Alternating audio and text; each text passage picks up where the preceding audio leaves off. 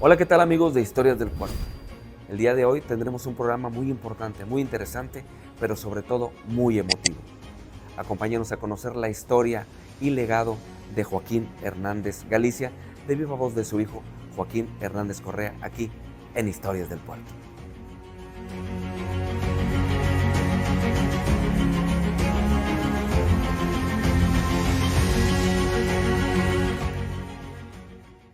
Pues bien amigos de Historias del Puerto, el día de hoy les presentamos a un gran invitado.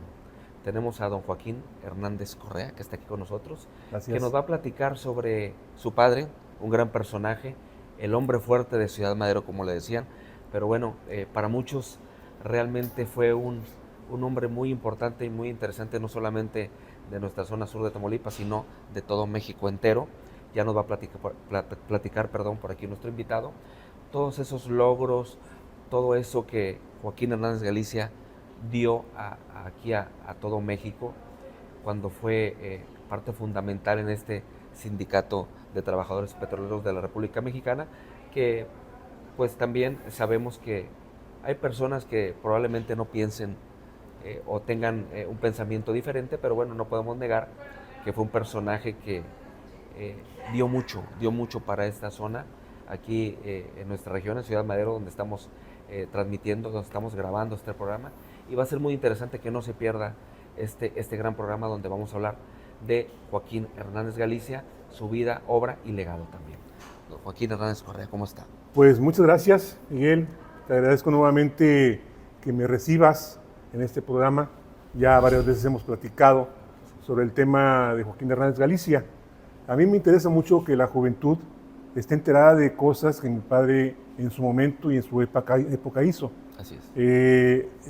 Yo lo sondeo a veces cuando conozco a un joven y le pregunto, oye, ¿conociste tú a Joaquín Hernández Galicia o supiste de él? Algunos me dicen sí, mi papá me platicó, otros lo leí, otros por ahí lo vi en las redes sociales, pero la gran mayoría no saben, no conocen. Entonces, mi padre fue un gran referente en la ciudad, un hombre adelantado a la historia, fuera de tiempo, y digo fuera de tiempo en el contexto de que, o sea, todo lo que él hizo en aquellos años, pues finalmente se dieron cuenta que servía para ayudar a la gente, a la sociedad, Claro. sembrar alimentos, producir cosas, tener tiendas que daban materiales de construcción baratos, Así ¿sí? es. Todo lo que la gente necesitaba en la ciudad, pues mi padre lo conseguía, pero pues así la gente lo vio como un padre, un padrino, Sí. que de hecho pues también tuvo muchos ahijados, ¿sí? Pero definitivamente las circunstancias de tener un sindicato que llegó a tener más de 750,000 millones de viejos pesos, Claro. en todos los ranchos, en todas las tiendas, en maquinaria agrícola, en maquinaria de obra civil, en inversiones que finalmente hacían en el banco o en la caja de ahorros, que prestaban dinero a intereses muy económicos a los trabajadores, y eso lo hizo mi padre para librarlos de los agiotistas, Claro. que finalmente pues el trabajador siempre está expenso a estar sometido y sojuzgado a las personas que prestan dinero, Claro, con intereses muy altos. Entonces, repito, esos 750,000 millones de pesos nada más eran de la pura sección 1. Pero a nivel nacional, en todas las secciones, logró constituir un gran capital de más de 3 billones de pesos, que el mismo gobierno tenía mucha envidia de todo eso lo que mi padre hacía. Reitero, en aquellas épocas, en las áreas de influencia petrolera, en Madero, Altamira, Tampico, por decir en Comalcalco, en Salina Cruz, en Villahermosa, en todas esas secciones, en esas ciudades, la carestía de la vida no existía, claro. porque mi padre abatía todos los costos, repito y reitero, con la ayuda de los trabajadores petroleros que iban a sembrar sus parcelas, y que ahí producían tomates, cebollas, rábanos, etcétera, zanahorias. Todo eso se vendía en las tiendas a precios muy bajos. Claro. Inclusive una fábrica de calzado que la gente también compraba mucho. Sí. Había épocas en las cuales las tiendas se daban el lujo de vender todo al 50%. Refrigeradores, estufas, sí, lavadoras, todo eso lo vendían al 50%. Y desgraciadamente todo eso lo destruyeron. La gran envidia de Salinas, de Gortari, que pues la situación de que mi padre preocupado porque ese señor quería seccionar en filiales la empresa. Mi padre le dijo con mucho valor, si usted privatiza 2 centímetros de la industria nos iremos a la huelga. Y eso se lo dijo en una visita que tuvieron a principios de enero de 1989. Pero esta trama ya se venía fabricando hace muchos años. Y bueno, las circunstancias de este enfrentamiento dieron como consecuencia que salí desmandara al ejército y que detuviera a mi padre con más de 2 batallones de soldados, ¿sí? A la fuerza agarraron a la pobre gente que estaba ahí esperando a ser atendida por mi padre, golpeados, los fabricaron como si fueran asesinos.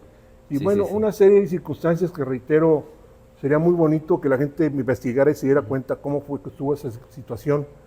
Más me gustaría hablar, pues como hijo, porque, pues, digo, cualquier persona puede decir, oye, pues ese señor tiene un gran poder y tiene una familia, la cual a los hijos todo les da.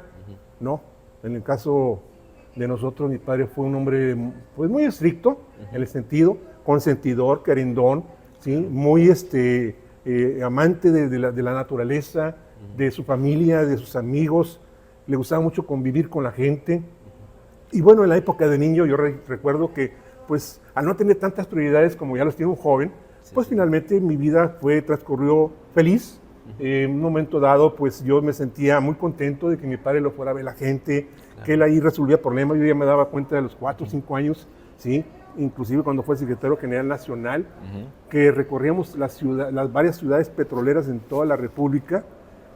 Y eso, bueno, a mí me daba mucha emoción, ¿sí? Porque pues veía a mi padre y yo como un personaje, un dios, que finalmente mucha gente quería y adoraba. Y a pesar de las consecuencias de haberse estado luego también en la cárcel, mucha gente lo siguió queriendo y no lo abandonó, lo continuó viendo dentro del presidio. Pero pues definitivamente, y vuelvo a reiterar, como joven, como niño que fui, mi padre fue un hombre muy dedicado a la familia, ¿sí? Un hombre que siempre estuvo al pendiente de mi madre, ¿sí? Que no le faltara nada en el hogar, ¿sí? No como aquellos petroleros o X gentes que llegaban y se metían y se gastaban todo en las cantinas, en mujerzuelas. Y bueno, aquí mi padre fue un ejemplo, un referente para muchos de sus compañeros, ¿sí?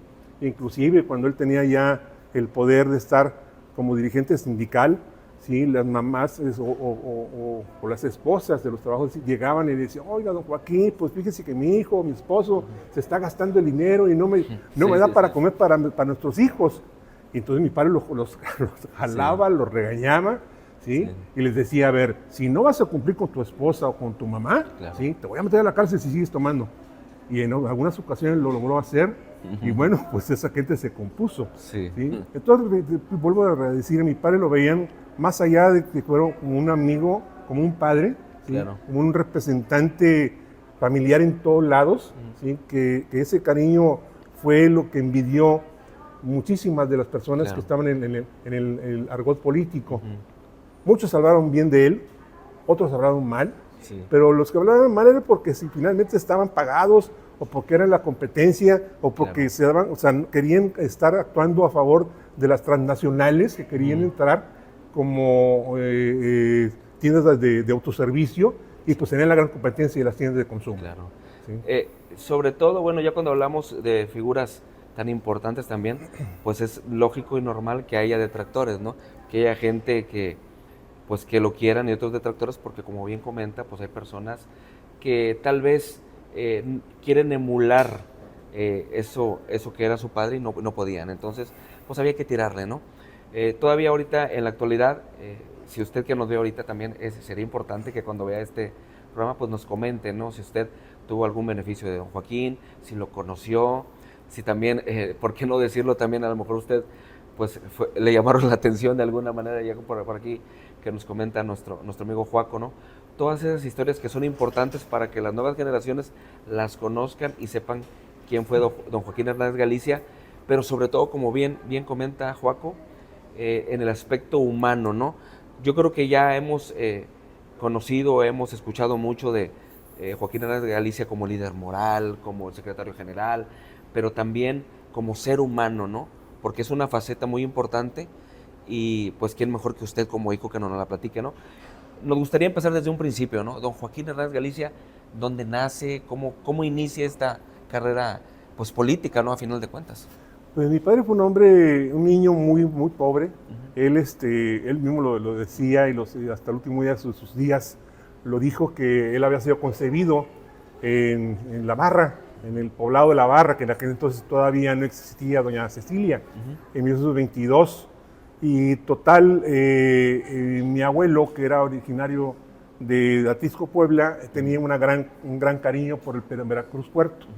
Entonces embaraza a mi abuela, se la lleva a Veracruz, allá nace mi padre y de unos meses se lo vuelve a traer, se lo traen para acá a La Barra, y ahí estuvo hasta los 3 años.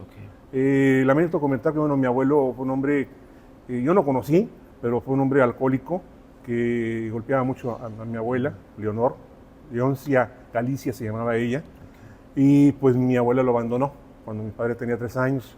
Fueron a Tampico, llegaron a casa de una familia y estuvieron un tiempo, y posteriormente, que inclusive en esa época les ayudó mucho un tío de mi padre, se llamaba Juan Hernández Rubín, ¿sí? Mi abuelo se llamaba Joaquín Hernández Rodríguez, eran medios hermanos, pero pues bueno, o sea, mi tío Juan vio mucho por mi padre y por mi abuela, ¿sí? Y ya después ellos se instalaron en la calle Díaz Mirón, ahí cerca de la Plaza Galeana, ¿sí? Que antes eso era el centro de Ciudad Madero, ¿sí? Y bueno, pues de ahí como niño, pues veía todas las carencias que había, sus amigos pobres, ¿sí? Los petroleros que en aquellos años en el sindicato El Águila iban a trabajar a la refinería del mismo nombre, y pues él siempre tenía esa ilusión de ser petrolero, ¿sí? La gran cantidad de hombres que trabajaban en la refinería en aquel entonces eran originarios de Zacatecas, de Aguascalientes, eran gente que se había dedicado a las minas o que trabajaban en el ferrocarril. Y bueno, pues de ahí mi padre se queda con esa gran imagen, ¿sí? Esa idea de ser petrolero, pero con el tiempo, ya después mi abuela, por cuestiones que fue siguiendo a un hombre, se fueron a Poza Rica. Allá logra casi a los 14 años ingresar a la refinería de Poza Rica. Allá fue compañero inclusive de este señor Pedro Vivanco, que fue un secretario general antes de él, y con el cual tuvo muchos problemas y desavenencias.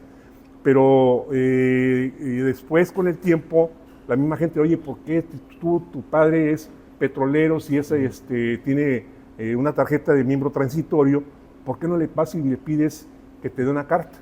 Mi abuelo estaba en aquel entonces en Tuxpan. Él llevaba las tuberías en los chalanes por el canal de Chijol, desde aquí de Ciudad Madero hasta Tuxpan. Y bueno, ya mi padre llegó, le pidió la carta. Dice mi padre que en aquella época me llamó mucho ese detalle, esa anécdota donde le hizo a mi abuelo unos huevos con jamón, y que desde ahí mi padre se enamoró con los huevos con jamón. Siempre llegaba a pedir muchos huevos con jamón donde iba a almorzar, ¿no? Entonces ya mi padre se viene con la carta emocionado, ¿sí? Y al poquito tiempo se entera que mi abuelo había muerto, ¿sí? Entonces él se viene a Madero y dice, no, sabes que tu lugar es allá en Ciudad Madero. Llega a Ciudad Madero, quiere entrar al taller mecánico, no lo logra. Se encuentra un gran amigo de él, que fue también padrastro, don Macluego Vinales, ¿sí? Que vivía antes ahí en la calle Morelia, ¿sí? En la colonia 1 de Mayo, un hombre que la verdad quiso mucho a mi señor padre. Y bueno, pues él lo logró meter al taller de soldadura. Ahí inició su verdadera carrera como soldador. Ahí fue donde él se forjó. Ahí fue donde él empezó a ver todas esas circunstancias de que los secretarios de trabajo vendían las boletas en una jaula. Entonces, esa situación de ver que pues, a la gente le vendían el trabajo, pues a mi padre lo enojó mucho. Esas boletas, repartió unas cuantas boletas ahí en esa jaula, y las demás iban a dar a la cantina, a donde ahí el secretario de trabajo las vendía a un costo muy alto. Y bueno, pues esa situación lo hizo que se metiera como representante sindical de su departamento. Luego fue representante de talleres, logró ser secretario de trabajo. Cuando él era secretario de trabajo, iba personalmente a los talleres a entregarle las boletas a los trabajadores para que pues no batallaran, inclusive, pero lo andaban atrás del secretario de trabajo, y eso mi padre lo acabó, ¿sí? Entonces le decían, oye, Joaquín, pues ya me diste la boleta de mi hijo, de mi hermano, ¿cuánto es? ¿Cuánto es de qué? Dijo, no, estás loco. ¿Sí? Mi padre nunca les cobró un solo centavo, y eso es algo que siempre duró hasta el final de sus días luchando en Claro. contra de los vendeplazas, que finalmente dentro de eso estuvo Sebastián Guzmán Cabrera, que por eso lo quitó después, de años después. Y entonces, bueno, pues ya esa situación de que se alía con Alejandrino Ajá. Posadas para luchar en contra de Pacheco León, ¿sí? Da por sentado que Alejandrino se siente celoso Claro. de mi padre, por ver que tanta gente lo seguía, por ver que tanta gente siempre andaba atrás de él, ¿sí? Y Alejandrino llegaba al sindicato y pues nadie lo seguía, y, Claro. y le fabrica un 4, lo manda a Salamanca a una asamblea, ¿sí? Y donde se dan cuenta los amigos de mi padre, entre ellos Salvador Barragán Camacho, pues manda un emisario, le dicen a mi padre, ¿sabes qué? Regrésate porque este señor te quiere quitar, te quiere que tumbarte en una asamblea.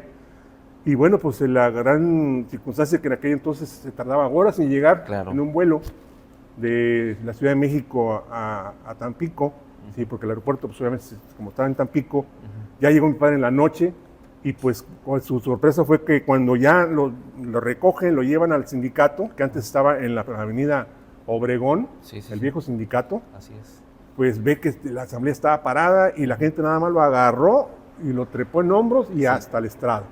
Ahí sucedieron varias cosas, de las cuales pues puedo decir que mi padre fue un hombre que siempre aplicó la cuestión de la dignidad, ¿sí? Sí. Él siempre fue un hombre muy digno y siempre respetó la dignidad de los demás. Claro. Ahí él pudo haber acabado con Posadas, pero más Sí. sin embargo lo perdonó y todavía le ofreció un puesto, pero el señor no quiso, ¿sí? Sí. Y pues renunció. Y finalmente ahí fue donde las circunstancias que mi padre ya logra conjugar el Grupo Unificador Mayoritario, Claro. que después a la postre llevó las siglas del Grupo Unificador Revolucionario Nacionalista Humanista, 1 de Así es. octubre AC, que ya después él lo formó, lo registró ante la Secretaría de Gobernación, Sí. y pues actualmente tu servidor es el presidente de ese grupo. Hace unos días, ¿verdad? Festejaron eso. Así es, el martes fue el aniversario, el 65 aniversario, y digo 65 porque yo tenía 2 años cuando él lo fundó, y ahí es donde mi padre despega, Sí. donde recibe la tesorería del sindicato con $1 millón de pesos, en un año lo convierte en 2, después de ahí logra ser secretario general nacional, ¿sí? Y bueno, pues tantas cosas que mi padre hizo con las tiendas de consumo y todo lo demás, que yo cuando recuerdo que ya regresamos a Ciudad Madero, empezó a hacer las obras sociales, empezó a hacer lo de la pulga, ahí donde nació todo para hacer las presas y corrales, Claro. y después también lo que fue Germinal, el nuevo Chapultepec, el regativo y el famoso hospital a turista, y tantas obras que llevaron a cabo que finalmente pues la gente se dio cuenta que mi padre estaba haciendo obras de beneficio para toda la sociedad. Así es. Y bueno, ya para irnos ahorita al corte, sí es importante también recalcar de todo lo que nos platicó, que también él vino a crear una época de paz, porque recordemos que las sesiones o asambleas sindicales claro. terminaban a balazos, terminaban desgraciadamente con gente golpeada, había zafarranchos. Entonces él vino a poner un orden en ese aspecto, ¿no? Y de ahí hay un antes y un después en la vida del sindicato petrolero, que bueno, hubo una época de bonanza por más de 30 años y ahorita nos va a platicar lo que sigue, ¿no? Claro. Ya nos habló de este aspecto de la vida inicial de Joaquín Hernández Galicia hasta que llega al poder, y ahorita vamos a continuar con más.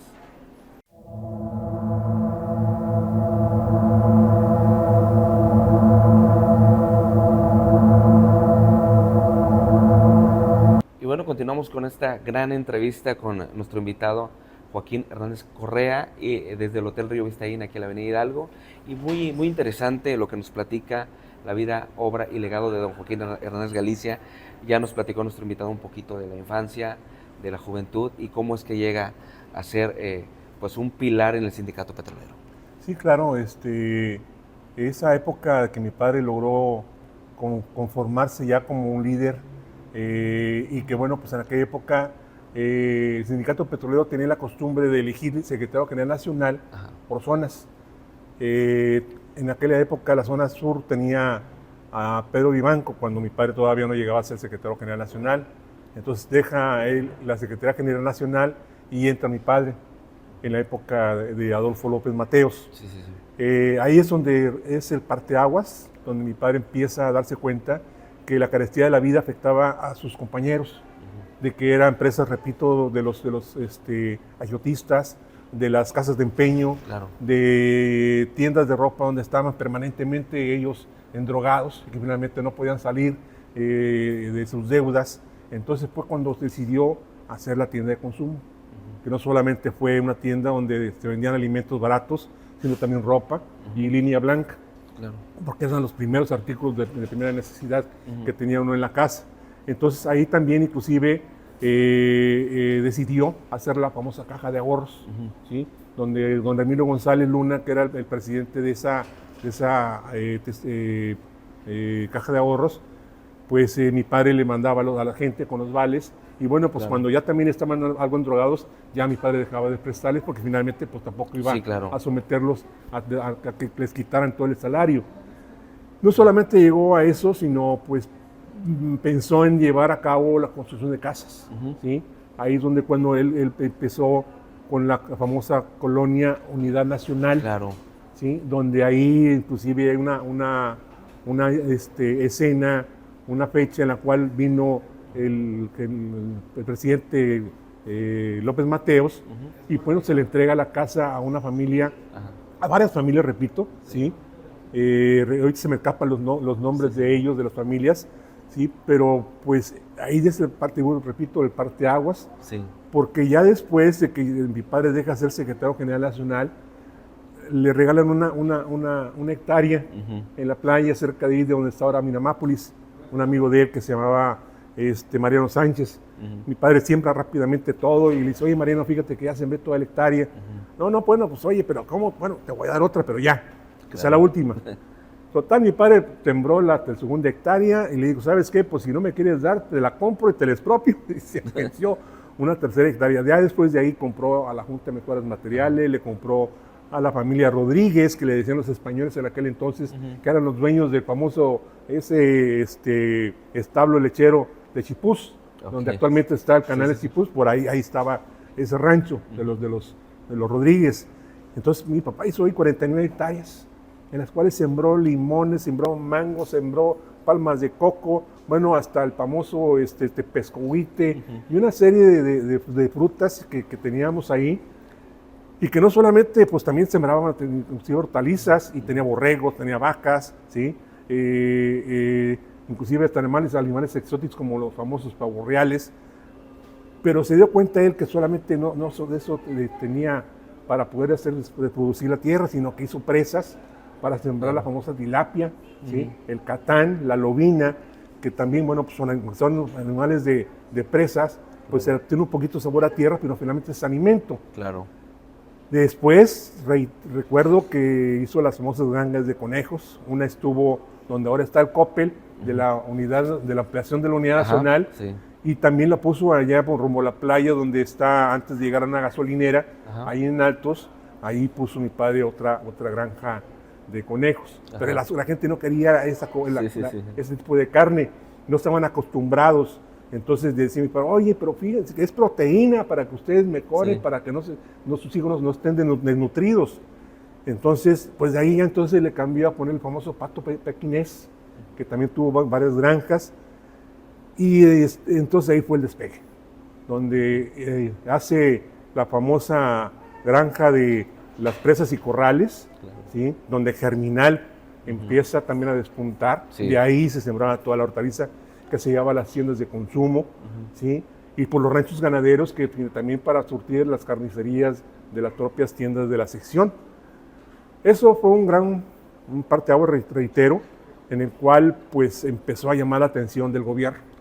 Empezó a llamar la atención de los enemigos, ¿sí? De los detractores, de la gente que siempre estaba inconforme por su labor, y como hace rato lo dijiste, ¿sí? de los envidiosos, que no pudieron lograr llegar a hacer lo que mi padre hizo, ¿sí? Y entonces por lo más fácil era echarle y tirarle cizaña.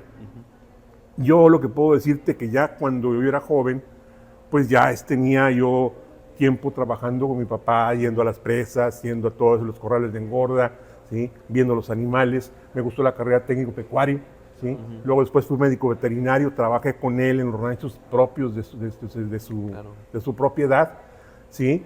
pero nunca me metí a la cuestión del sindicato. Ya cuando a veces luego tenía él por algún problema de que no podían corregir alguna enfermedad de algunos borregos que tenía ahí, yo fui a ver, yo se lo solucioné. No tenían fe en mí en aquel entonces. Pero pues esa es la lucha que uno tiene como hijo, siendo hijo de un gran líder, de un hombre que tiene un gran poder, ¿sí? Que a veces no confía en su propia parentela, ¿sí? Entonces, bueno, pues me tocó mucho enfrentarme a mi propio padre para poder seguir adelante.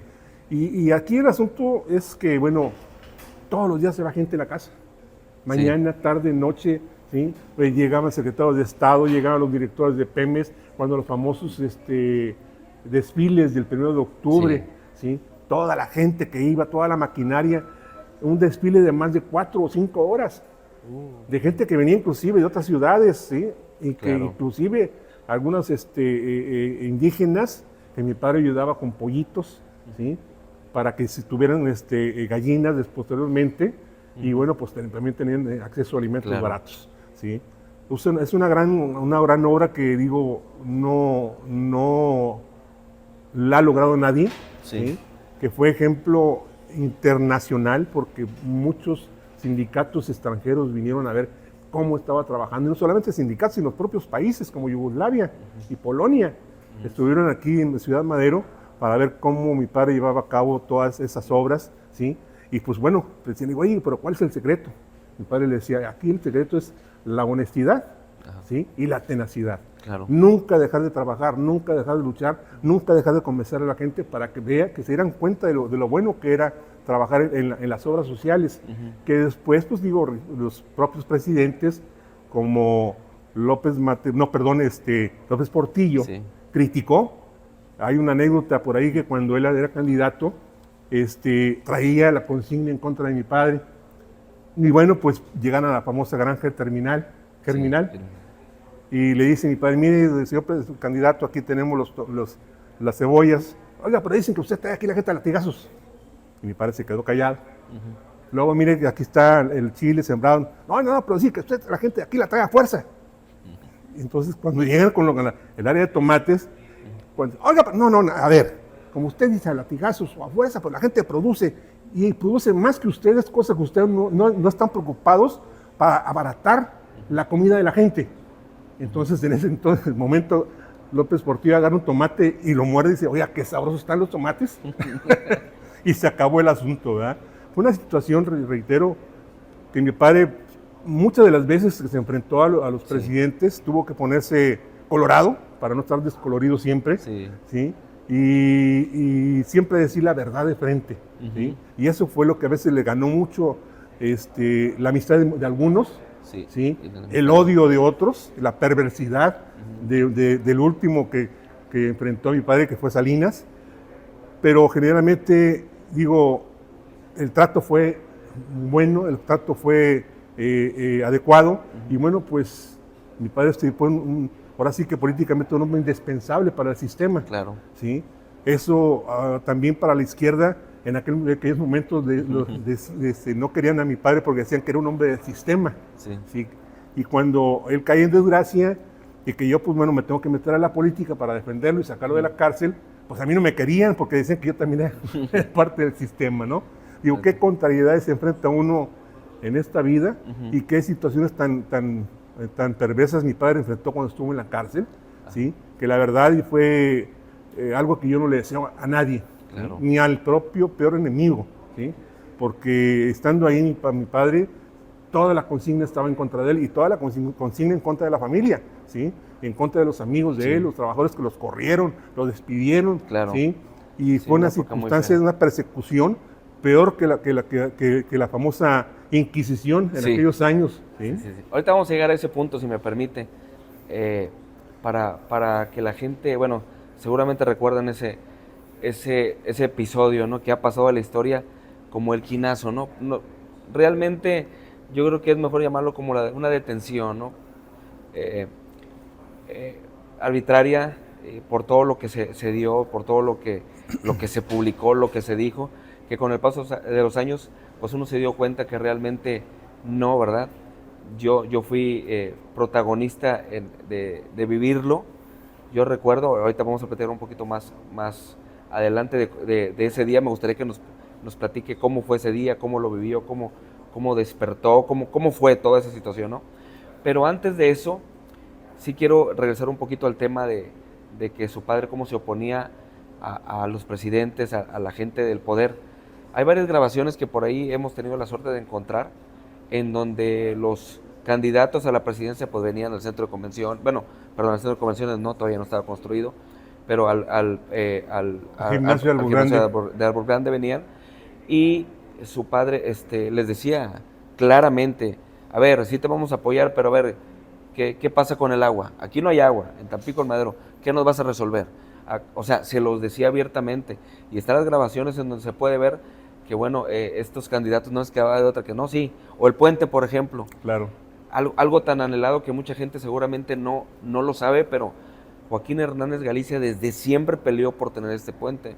Mucha de la gente que nos ve seguramente recuerda que era un show pasar al lado veracruzano porque había largas filas para el Chalán cuando funcionaba el Chalán. El Rufo 606. Sí, exactamente.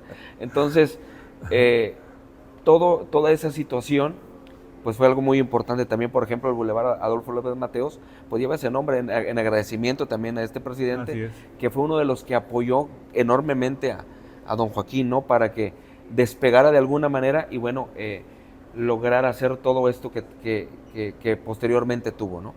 Pero bueno, me gustaría llegar a ese punto, ¿no? En la detención, ¿cómo la vivieron ustedes como familia también? Y seguramente en ese punto es donde, porque una vez platiqué con usted y me decía, es que yo no tenía a mi padre de tiempo completo, por ejemplo, vivía conmigo, pero no teníamos esa plática, porque siempre había gente y los atendía desde la mañana hasta la noche y a dormir. Entonces, a lo mejor no tuvo lo que tenemos nosotros con un padre pues normal, ¿no? Que tenemos la posibilidad de platicar con él, toda esa situación, ¿no? Que seguramente, desgraciadamente, después de la detención, ya tuvo esa oportunidad de un acercamiento más, ¿no? Pero, ¿cómo fue ese día? ¿Cómo fue ese martes 10 de enero de 1989? ¿Cómo lo vivió? ¿Cómo lo recuerda?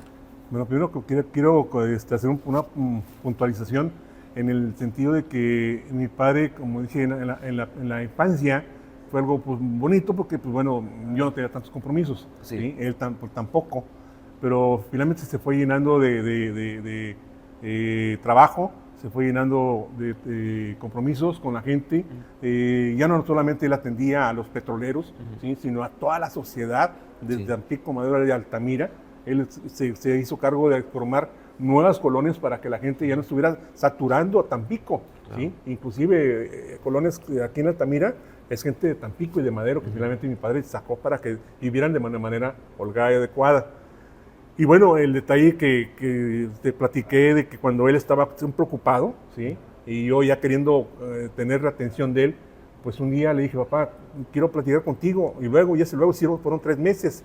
¿Y saben lo que tuvo que hacer? Lo que toda gente hacía, se formaba para poder hablar con él, pues me tuve que formar, ¿sí? Un día ya que dijeron, a ver, ya cierren la puerta porque ya no entra nadie. Y de hecho no había nadie afuera. Entonces me formé con el último. Y ahí fui caminando poco a poco hasta el final de la cochera, luego de regreso. Y cuando iba, era como la 1:30, como cuarto para las 2 de la mañana. Entonces había 3 muchachos, con los que yo venía platicando, y tu servidor. Y en eso oigo que mi padre dice, a ver, Carcini, uno de los secretarios, a ver, fíjate cuántos faltan, si sale Carcini. Voy a decir una palabrota, por favor, ¿me la disculpan? Sí, adelante. Me dice Carcini, ¿qué haces aquí? Dijo, a ver, cabrón, el que vive aquí soy yo, y el que tiene que preguntarte qué hace aquí soy yo.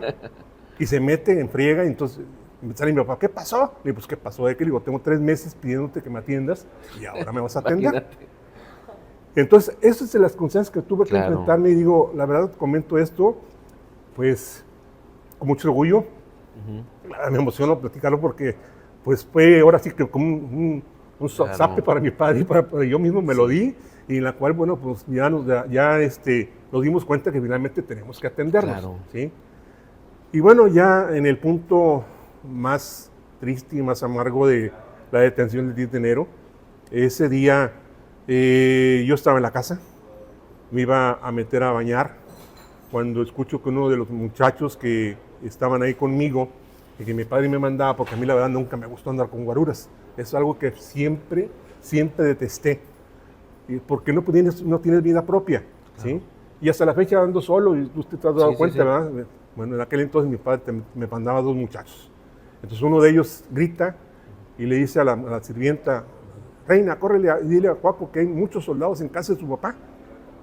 Entonces yo me vuelvo a vestir, me pongo el pants que traía, sí, andaba yo en chanclas y le digo, ¿qué pasó? José Inés, se llamaba mi amigo, porque pues bueno, me hice muy amigo de ese muchacho, ¿verdad? Claro. De ese guardia. Y dijo, es que ¿sabes qué? Pasé ahorita por casa de tu papá, está rodeado de soldados. Entonces yo quisiera en mi camioneta, me dijo, no, vamos en el vehículo de mi exmujer, mi primera exmujer. Y cuando llegamos vimos que todo estaba rodeado, ¿sí? Había un amigo que vivía a espaldas de la casa de mi hermana, ¿sí? Guillermo Mora, y lo digo tú nomás porque finalmente es un amigo.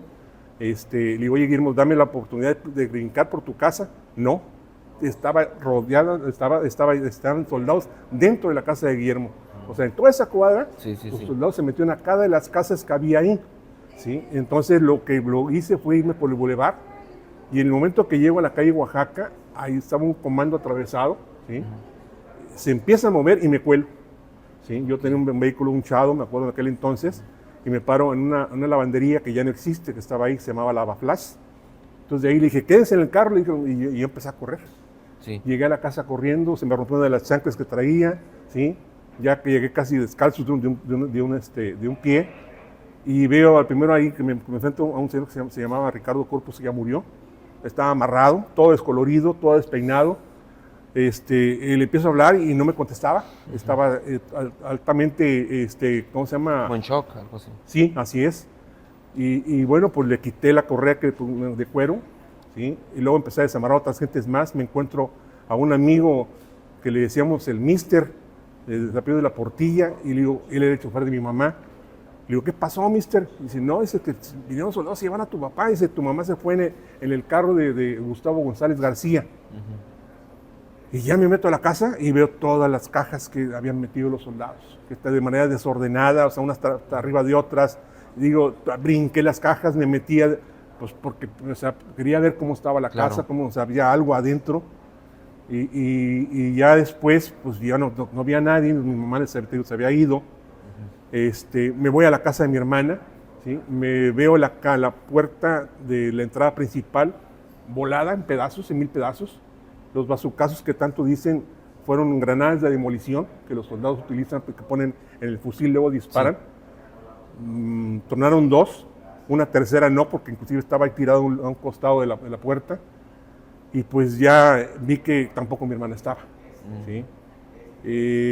Luego me empiezan a llegar gente de petroleros, llegó Hugo Barba, llegó, bueno, ya no recuerdo hasta qué tanta gente, pero los nombres, pero fue un tumulto, ¿sí? Había un cable que se había caído, que estaba chisporroteando, un cable de luz, que después supe que los soldados lo habían cortado a balazos, ¿sí? Empezaron a llegar autoridades como Cirilo Juárez Saldierna, ¿sí? Llegó señor Nicandro, perdón, bueno, que era presidente de Tampico en aquellos años, ¿sí? Nicanor Fernández. Nicanor, sí. ¿Sí? Y bueno, los de tránsito, los jueces, y todo eso, ¿verdad? Y bueno, todo fue un desastre, ¿sí? La gente me decía, inclusive mi propio amigo José Inés, vámonos porque esto se va a poner feo, van a volver a regresar. Y le decía, pues que regresen, ¿sí? Claro. Que regresen, pero que regresen a mis padres, aquí no hay que vernos, ¿sí? Inclusive ya que es una huelga y bueno, cosas que finalmente surgieron porque la propia gente se salió de trabajar de la refinería y de las diferentes áreas de la terminal marítima, Madero, de ductos, el regional, ¿sí? Y pues todos fueron a la casa, o se fueron al sindicato, ¿sí? Y ya de ahí, pues, me sacan a fuerzas. Mi hermano con otros muchachos me llevan a la casa de un pariente. Ahí me llevaron ropa, me bañé. Ya después busqué a mi mamá donde estaba en casa de unos amigos, ¿sí? Y posteriormente nos fuimos a la casa de de los sueros de mi cuñado. Me regreso. Cuando veo, te digo, las cajas, Sí. Llegaron los medios de comunicación. Yo la verdad estaba tan impactado que no podía hablar. Lo único que logré fue sacar unas cajas. Un amigo que ya murió me ayudó a sacar las cajas. Yo o sea, con la misma fuerza, no sé qué desesperación, rompí los flejes que eran de plástico y abrí las cajas y pues eran metralletas. Las metralletas Uzi, que no todas las cajas eran con metralletas Uzi, llevaban también corno de chivo. Sí. ¿Sí? Ahí ellos en las actas dicen que eran 200 metralletas Uzi. Eso es mentira, porque finalmente venían revueltas con otro tipo de armamento. ¿Sí? Y ya de ahí vi que todas las puertas que estaban bien en llave les habían abierto a balazos, ¿sí? Rompieron los vidrios de todos los vehículos, ¿sí? Que había ahí, de unas Broncos, de un vehículo de mi mamá, de un vehículo de mi cuñado, Rafael García Rocha. Y bueno, pues ya empezaron a decirme que a mi padre lo habían sacado en paños menores, ¿sí? Que lo habían subido a un camión, que se habían llevado a varios amigos de Leva, ¿sí? Y bueno, que después los inculparon de un asesinato que finalmente de un muerto que nunca vimos. Es lo que decían también. Porque en las actas que dicen ahí de un famoso ministerio público que se llama Carlos Manuel Salas, que luego fue procurador de justicia en el estado de Chihuahua, ¿sí? Que a otro compañero de él que se llamaba Gerardo Antonio Zamora Rioja, lo habían asesinado a 2 metros dentro de la puerta principal.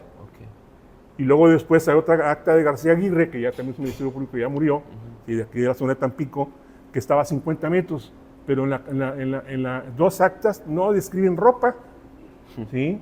Y nomás dicen que fue recibido a balazos y que, pues bueno, o sea, de eso murió. Pero finalmente el señor tenía una herida cuadrilátera en el oído derecho, ¿sí? Que después supimos fue un culatazo, fue un objeto contundente, no fue una bala. Las balas que tenía, una entraba aquí, le salió por el hombro, de manera ascendente. Claro. No puede haber este tipo de cosas porque la casa de mi padre, el 106, está 1 metro más arriba de lo que es el nivel de la calle. Entonces ahí nos dimos cuenta de la trama de que ese famoso agente del Ministerio Público lo trajeron de otro lado, lo mataron en Chihuahua, en la detención de un narcotraficante, ¿sí? Y ahí se da toda la trama. ¿Sí? Ahí lo siembran, vamos a decirlo así. Sí, muy interesante y le agradecemos que nos platique porque nos remonta a esa época, ¿no? Ahorita nuestros amigos que lo están viendo, tienen la oportunidad de ver las imágenes de la época que le estamos presentando también ahí, y ya para irnos a un corte y regresar sobre pues cómo fue la vida en el reclusorio, cómo vivió la familia, la visita, esos amigos que después desaparecieron, toda esa pléyade de cosas que sucedieron, me gustaría que nos la platicara y pues desgraciadamente también pues el fallecimiento de su padre también cómo lo vivieron, ¿no? Pero esto viene después de un corte. Ya estamos de regreso aquí en Historias del Puerto desde el Hotel Río Vista Inn con nuestro gran invitado Joaquín Hernández Correa. Pues la verdad se enchina la piel esos recuerdos del 10 de enero de 1989, si me permite un recuerdo que yo tengo. Yo estaba en la primaria y bueno, mi padre amigo de usted, ¿verdad? Yo recuerdo que llegó a la casa, yo estudiaba en la tarde, me dice, vámonos, ¿a dónde? Me llevó al sindicato. Estaba repleto el sindicato, la plaza Isauro Alfaro, y todos coreando lucha y división, toda esa canción, y me la aprendí. Me quedó muy grabado porque con el paso de los días, ahí estábamos haciendo fila, con toda la gente, ya la canté. No me la sé completa. Son recuerdos muy vividos que todavía tengo yo, porque pues don Joaquín Hernández Galicia era una persona pues, sumamente conocida, muy querida. Yo escuchaba todo eso de ese gran hombre, ¿no? Y la verdad es algo que yo creo que así como a mí, a mucha gente lo recuerda, le impacta, porque todas las tardes estábamos ahí con la esperanza de que regresara, porque decían, el Hércules, el avión que se lo llevó, va a venir de regreso y lo va a dejar, y desgraciadamente con el paso de los días vimos que no fue así. ¿Cómo fueron los días posteriores, Joaco? ¿Cómo fue el vivir con eso, el darte cuenta de que desgraciadamente tu padre estaba preso? Fue terrible, te digo, ya cuando logramos estar en la casa de los padres de mi cuñado, en la colonia petrolera, don Nerón Osif, Dios lo tenga en paz. Y doña Lucy, que se portó muy hermosa con nosotros, los dos. Situaciones de las cuales, pues, te dabas cuenta que te estaban vigilando, porque pasaba gente, coches raros, inclusive unos jóvenes que pasaron en bicicleta con ropa deportiva preguntando si conocían algún departamento por ahí. Luego nos dimos cuenta que, porque había amigos con nosotros en la casa, los siguieron y llegaron a la casa del comandante de zona naval. Entonces, bueno, pues sabes que la gente está al pendiente de lo que, de lo que estaba sucediendo con nosotros.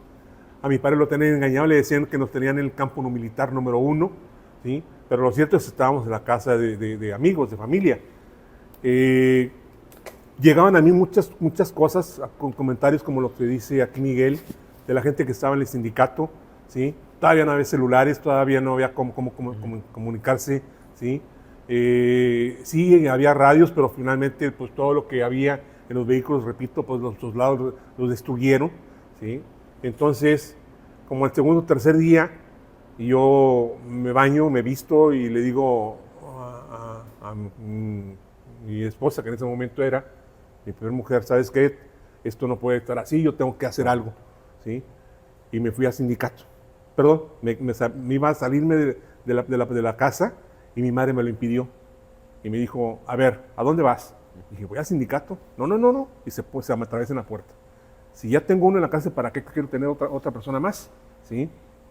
Entonces ya no pude ir, pero al pasar el tiempo que ya pudimos irnos a las casas, pues sí estuve yendo al sindicato, sí vi a la gente que estaba ahí, las famosas rezanderas, la gente de las colonias, ¿sí? Doña Lupe Castillo, ¿sí? Doña Cata, gente de la SAOP. Y bueno, tanta gente que no se separó, ni un 16 de estar allá en el sindicato, ¿sí? Que la verdad a mí me daba tanto orgullo y esa gente que demostraba el cariño. Mi padre se ganó, a pulso se lo ganó, porque la verdad era un hombre que detallista, siempre llegaba a la casa de los amigos cuando estaban enfermos, ¿qué se te ofrece? ¿Qué puedo hacer? ¿Sí? Inclusive gente que él mandaba a Houston a curarse en avión, él pagaba los aviones, se los conseguía con los amigos, ¿sí? Entonces toda esa gente que, repito, estaba ahí, se la había ganado mi padre. Entonces, pues dije, pues yo no puedo hacerme un lado, ¿sí? Claro. Tengo que entrarle, y estuve ahí defendiendo. Luego logré ir a ver a mi padre, ¿sí? Cuando la primera vez que fue mi madre a ver a mi padre, me platicó que estaba con la ropa toda holgada, sucia, ¿sí? No traía cinto, tenía un mecate cuando se amarraba el pantalón, ¿sí? El calzado que traía, como te dije, lo sacaron en paños menores, eran de una persona que de los compañeros de infortunio se los quitaron ahí, se los dieron a mi padre. Sí, hacía mucho frío, no tenía ropa para protegerse de la inclemencia del tiempo, ¿sí? Le daban la peor comida que había, ¿sí? Estaba en el módulo de máxima seguridad, ¿sí? Donde estaban los asesinos, los asaltabancos, ¿sí? Y eso, repito, o sea, a mí me llamaba mucho la atención y me ponía nervioso porque pensaba, dije, mi padre le van a hacer algo, lo van a matar. Pues de hecho, con el tiempo, 2 veces trataron de asesinarlo ahí, ¿sí? Pero ¿cuál fue mi sorpresa? Que algunos custodios se conmovieron, ¿sí? Le empezaron a ayudar, ¿sí? Algunos de los mismos propios presos, ¿sí? Lo empezaron a respetar, ¿sí? Incluso en este libro que tengo aquí en mis manos, él narra que ninguno de la gente que estaba ahí, y perdón que me ponga así, ninguna de las personas que estaban en el reclusorio jamás le dijo quina. Todos siempre le dijeron don Joaquín, porque respetaban su jerarquía, sabían de los logros que él había obtenido, sabían de toda la gente que lo quería, ¿sí? Las manifestaciones que inclusive no solamente en Madero, sino también en la Ciudad de México se dieron, ¿sí? En la PGR, en Gobernación, ¿sí? En los juzgados, la gente ahí estuvo presente clamando siempre el nombre de mi padre, ¿sí? Y eso es algo que finalmente tenían celo, ¿sí? Claro. El propio Salinas, ¿sí? Después, en venganza, mandaron quitarle las visitas, la gente no podía entrar a verlo, ¿sí? Y mi madre pues, a veces estuvo días afuera del reclusorio, ¿sí? Con la comida fría, ¿sí? Porque no se la pasaban, o si se la pasaban 2 o 3 días después, ¿sí? Estaba en un lugar, una celda donde primero era un congelador cuando hace frío y era un horno cuando hacía calor, ¿sí? Si llovía, tenías que entrar con el agua abajo de la rodilla, ¿sí?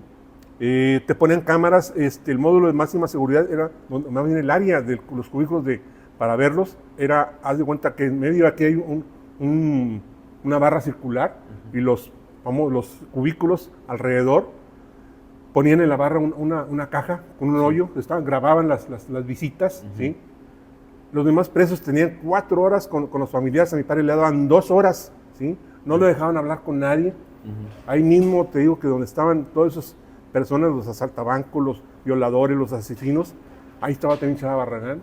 Cuando lograban cruzar alguna palabra, alguna mirada, ¡hey! No se miren, miren al piso. Entonces, digo, haz de cuenta, peor que soldados. No.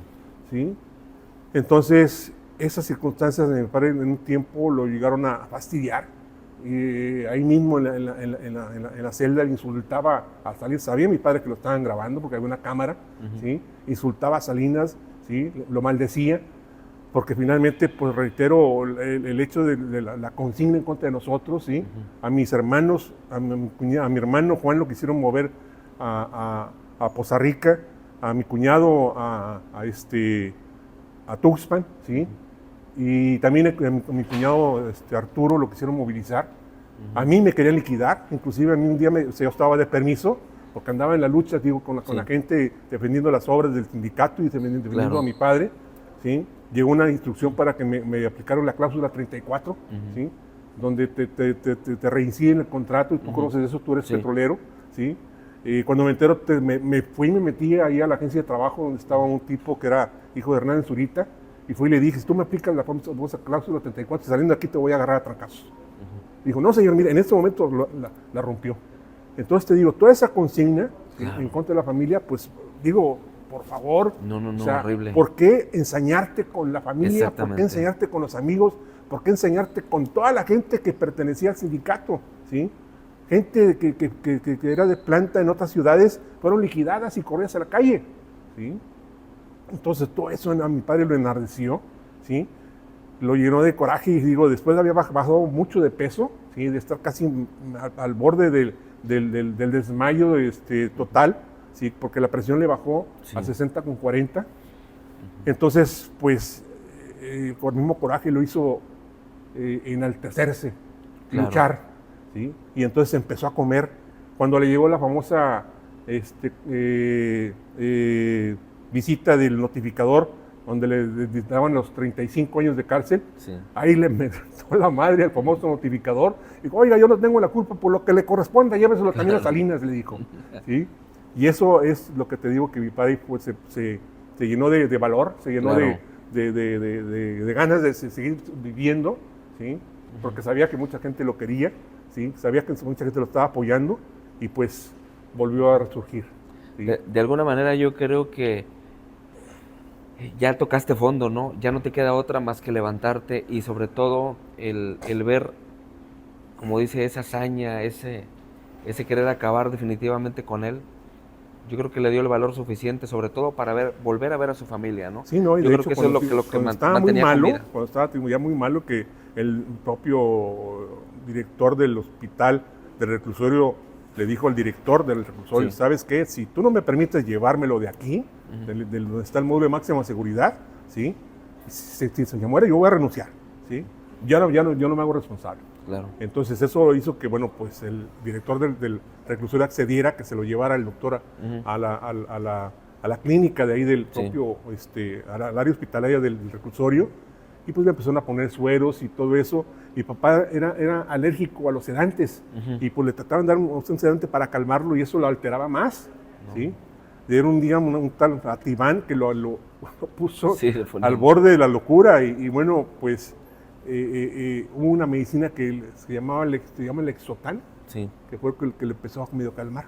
Eso, bueno, lo hizo ya empezar a comer. Ya llegaban mis sobrinos, y mi padre lo recibía con gusto, porque a veces pues, ni siquiera volteaba a verlos.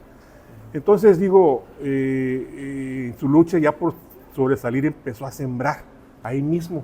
Hizo una huerta, ¿sí? Una pequeña huerta donde sembraba zanahorias, sembraba rábanos, Jesús Zúñiga, que era el jardinero, que también fue compañero de Fortunio, que se lo llevaron de leva, él ayudaba a sembrar esas hortalizas y cuando ya las cosechaban, se las entregaba a los propios reclusos para que pues, ellos se las comieran y todo eso. ¿Sí? Entonces digo, eso él estaba demostrando una readaptación, porque finalmente, ¿sí? Dentro de todo este proceso, ¿sí?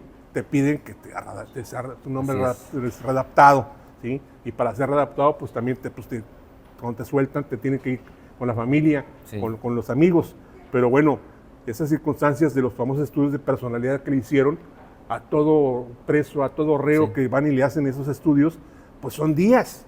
Así es. Y psicólogos, doctores, psiquiatras. Sí. Pero en esa ocasión que fueron los famosos disque doctores, los estudios se hicieron en 20 minutos y en 20 minutos decidieron de que no estaba readaptado. Entonces, como estaba demostrando que estaba trabajando y estaba comprando medicinas para los presos y así, entonces van y le echan una placa de cemento, porque unos días antes salió una foto que salió en proceso, donde demostraba que estaba trabajando. Entonces, por el celo chingado otra vez, pusieron la pintada placa de concreto. No, había consigna. Pues meses, años complicadísimos, me imagino, para la familia. 9 años en la cárcel. Sí, sobre todo para ustedes, ¿no? Porque pues ustedes también tenían su trabajo, tenían que hacer sus cosas, pero bueno, era primordial ir a visitarlo y que no se sintiera solo también. Pero, ¿cómo es que ustedes reciben esto de la liberación? ¿Cómo fue? Porque hubo algunas ocasiones en donde se decía, ya va a salir y de repente no. Y ya va y de repente no. ¿Cómo fueron esas situaciones? Y cómo es que felizmente pues sale de la cárcel. Pero esto nos lo platica después de un corte.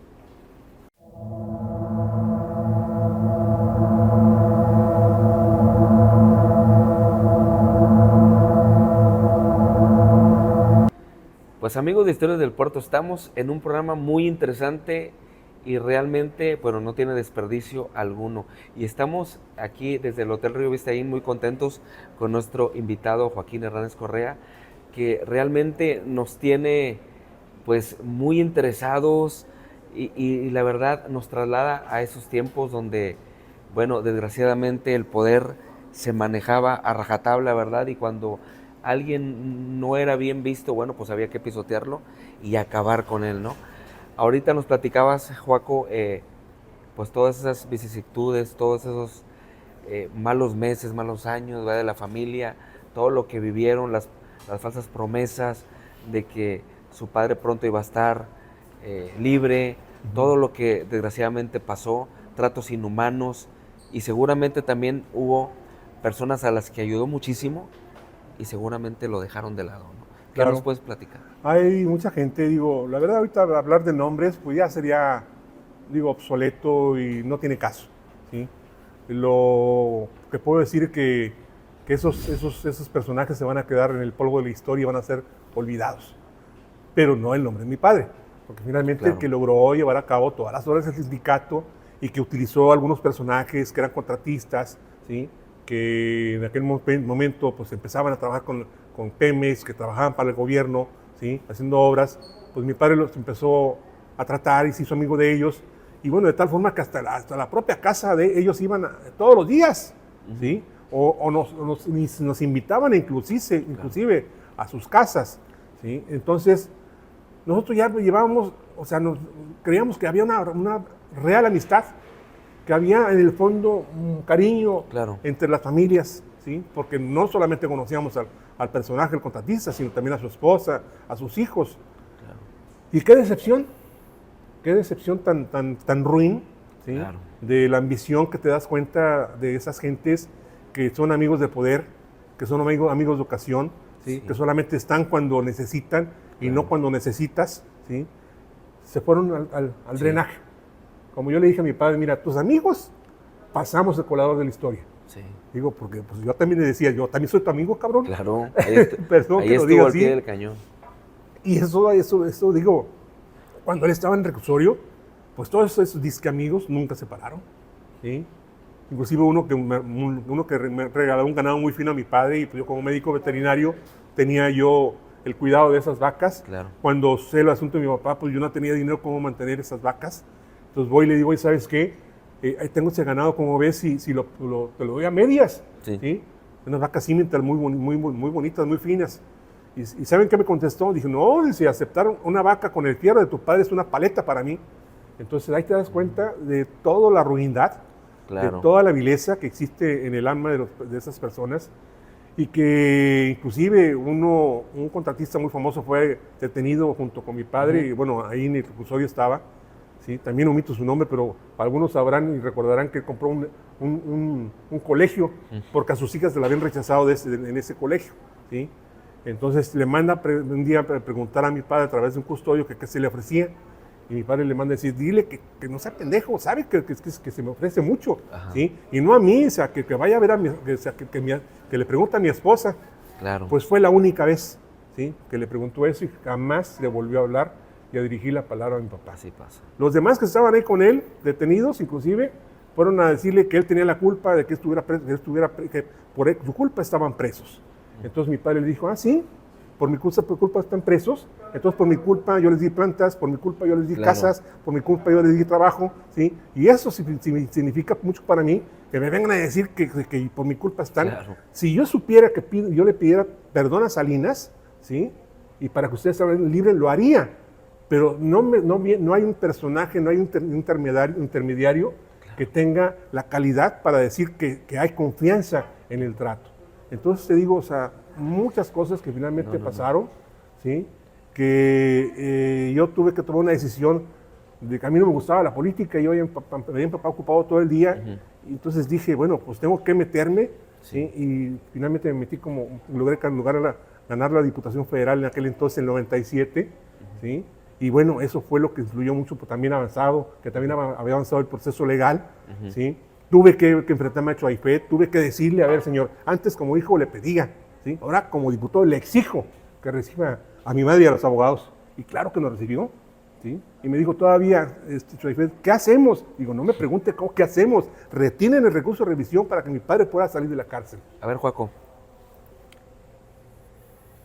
¿te enfrentaste con Carlos Salinas? ¿Lo ¿También? tuviste enfrente? También. ¿Nos puedes platicar eso? También, o sea, una ocasión antes de ser diputado, íbamos a ver frecuentemente a señor Francisco Rojas Gutiérrez, que era el director de Pemex en aquellos años, con Salinas. Él, pues bueno, digo, fue buena persona en el sentido de que pues, hablaba con el presidente, le decía, y le borró algunas de las imágenes que él creía que había prepotencia, que había enojo de parte nuestra. Bueno, lo único que queríamos es que mi padre saliera de la cárcel, ¿sí? Entonces, pues un día nos dice, ¿saben qué es momento preciso para ver al presidente? Y la verdad me quedé con la boca abierta. En ese momento nos llevan por un vehículo aparte y llegamos a Los Pinos, entramos a una sala de espera. Ni 5 minutos estuvimos en la famosa sala de espera y de repente nos llaman a una puerta, abre la puerta, Salinas. Mi madre pues iba delante de mí, veo que mi madre pues la abraza a doña Carmelita, ¿cómo está? Le da un beso y yo digo en ese momento, ¿qué hago? ¿Qué sentiste? ¿Le doy un chingadazo o lo abrazo? Porque tuve que abrazar. Dije, ¿por qué? Porque pensaba yo en la libertad de mi padre, ¿sí? Sí. Y pues yo quería demostrarle que de parte nuestra no había ningún rencor. Claro. Entonces ya que nos recibe en la sala, empieza a decirle a mi madre Carmelita, mire, estaba haciendo labores ante el Poder Judicial, ¿sí? Y ya estoy hablando con los jueces, con los magistrados, ¿sí? Para que a su esposo lo suelten y a usted se lo voy a entregar. Mi mamá en ese momento Feliz. se hace un mar de lágrimas, ¿sí? No podía hablar. Yo tampoco podía hablar. Claro. Tenía aquello que te conté. Sí. Cerraba la garganta. Es que y le dije, mire, señor presidente, este detalle borra todo el enojo, todo coraje, olvídese de resentimientos, ¿sí? Y olvídese que venganzas jamás, ¿sí? Lo único que queremos es que mi padre esté libre y en la casa familiar. No se preocupe, Joaco, nomás metan el amparo y lo vamos a soltar. Corrimos con los abogados, los carrerianos inclusive para que metiéramos el amparo. Claro. Metimos el amparo y en un mes nos mandan llamar otra vez. Y nos dice Francisco Rojas Gutiérrez, ¿saben qué? El presidente está muy comprometido, no puede cumplir su palabra y quiere hablar con ustedes porque le quiere pedir que retiren el amparo. Digo, muchos conocieron a mi papá, tú lo conociste, sí, digo, sí. Un hombre muy íntegro, un hombre digno, que jamás se rajó, que siempre respetó su palabra. Se lo podía cargar la fregada a mi padre, pero su palabra siempre la cumplía.